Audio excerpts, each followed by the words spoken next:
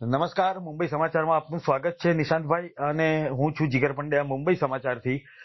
વડોદરાની રાજનીતિ અને વડોદરામાં જે પેટા ચૂંટણી યોજાઈ માંજલપુર બેઠકની, ત્યાં યોગેશ પટેલનો દબદબો છેલ્લા 3 દાયકાથી હતો. પરંતુ આ વખતે ભલે ભારતીય જનતા પાર્ટી જીતી હોય આ બેઠક પરથી, પરંતુ કોંગ્રેસના હારની ચર્ચા થઈ રહી છે. તેનું શું કારણ નિશાંતભાઈ? હસવા જેવી વાત છે કે ભારતીય જનતા પાર્ટી કોંગ્રેસની હાર માટે આટલી બધી ખુશી મનાઈ રહી છે. એનું કારણ તમને જણાવું. જી. માંજલપુરમાં યોગેશ કાકાએ ખૂબ જ સારી કામગીરી અમે સ્વીકારીએ છીએ. અને યોગેશ કાકા એક સિનિયર ધારાસભ્ય હતા. હંમેશા ભારતીય જનતા પાર્ટીના કાળા કામોની સામે પણ એ બોલતા આવ્યા છે, પત્રો લખતા આવ્યા છે. યોગેશ કાકાની કામગીરી હતી, પરંતુ યોગેશ કાકા કહીને ગયા હતા કે કોઈ પણ પગ પૂરીને માંજલપુરમાં પ્રવેશ ના કરવા દેતા. આ એમની અંતિમ ઈચ્છા હતી. અને એમની અંતિમ ઈચ્છા સર્વપ્રથમે આ ભારતીય જનતા પાર્ટીના શાસકોએ તોડી નાખી. હવે એમને લાવી દીધા પગપુરી. ક્યાં છાણીના એક વ્યક્તિ જેમનો અભ્યાસ પણ એટલો બધો સારો નથી, એમને લાવીને મૂકી દીધા માંજલપુર વિધાનસભામાં. એટલે એક તો ઓલરેડી આ જે નીટ પરીક્ષામાં પેપર લીક થયા, માંજલપુરના પેરેન્ટ્સ પણ હેરાન થયેલા હતા, માંજલપુરના ઝેન્ઝી પણ હેરાન થયેલા હતા. એની નિરસતા હતી લોકોમાં. રામ ભક્તો માંજલપુર વિધાનસભામાં લાખોની તાદાદમાં રહે છે.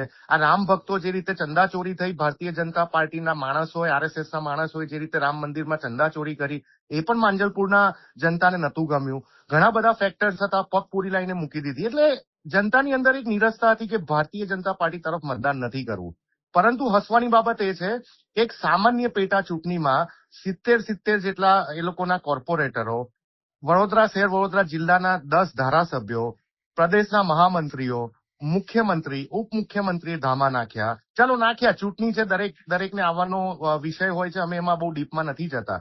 તેમ છતાં 2022ની પરિસ્થિતિમાં માંજલપુરની વિધાનસભામાં કોંગ્રેસને મળેલા 12.5% મતો, અને આ વખતે એ મતો 18% ઇન્ક્રીઝ થઈને 30.5% પર પહોંચી ગયા. એ રિઝલ્ટ સાબિત કરે છે માત્ર 38% મતદાન થયું. મતદારોમાં નિરસતા હતી. ભારતીય જનતા પાર્ટીનું વિરુદ્ધનું વાતાવરણ આવી ગયું હતું. આટલી મોટી ફોજ એમને ખડે પગે કરવી પડી, તો પણ કોંગ્રેસના 18% મતો કેમના વધી ગયા? ચિંતા એ છે એ લોકોને. એટલે એ આના પર ફોકસ કરે છે. એ લોકો ભાડી ગયા કે માંજલપુરમાં કોંગ્રેસે પગ પેસારો કરી દીધો છે.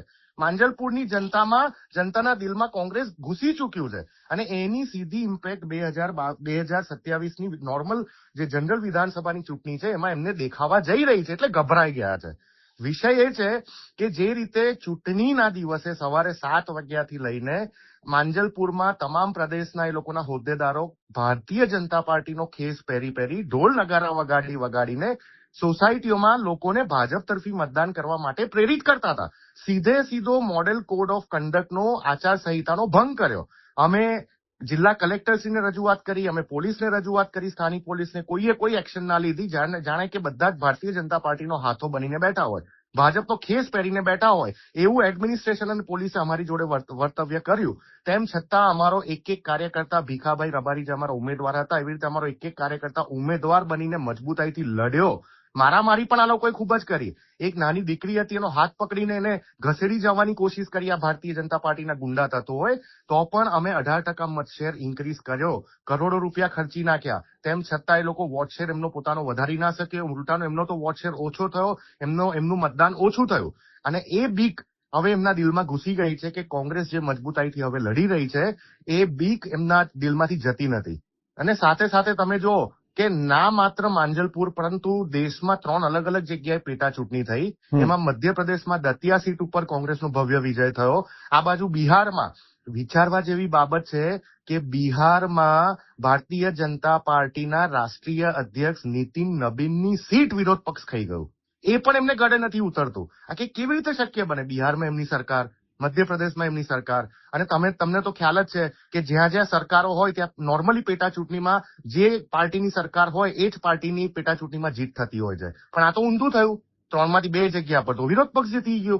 એ ભારતીય જનતા પાર્ટીને ગળે નથી ઉતરતું. એમના રાષ્ટ્રીય અધ્યક્ષ નીતિન નબીનની સીટ એમના હાથમાંથી સરકી ગઈ. એટલે આ એક સિમ્બોલિક વાતાવરણ છે. આવનારી વિધાનસભાની ચૂંટણીઓ જે ઉત્તર પ્રદેશમાં, ગુજરાતમાં, ઉત્તરાખંડમાં, રાજસ્થાનમાં પંજાબમાં થવા જઈ રહી છે, આ એક સિમ્બોલિક જીત બતાવી રહી છે કે વાતાવરણ કઈ તરફ ડાયવર્ટ થયું છે. આ ચંદાચોરોએ જે રીતે ચંદાચોરી કરોડો રૂપિયાના પ્રભુ શ્રીરામના નામે પૈસા ખાઈ ગયા, આ ભારતીય જનતા પાર્ટીના RSSના લોકોએ જે રીતે આપણા દેશના ઝેન્ઝી ઉપર, દેશના ભવિષ્ય ઉપર લાઠીચાર્જ કર્યો, પેલેટ ગનનો ઉપયોગ કર્યો, બિહારમાં તો AK-47 જેવી રાઇફલનો ઉપયોગ કરવામાં આવ્યો. લોકો જાણી ગયા છે, દેશ જાગૃત થઈ ગયું છે, દેશના યુવાનો જાગૃત થઈ ગયા છે, દેશના મતદારો જાગૃત થઈ ગયા છે.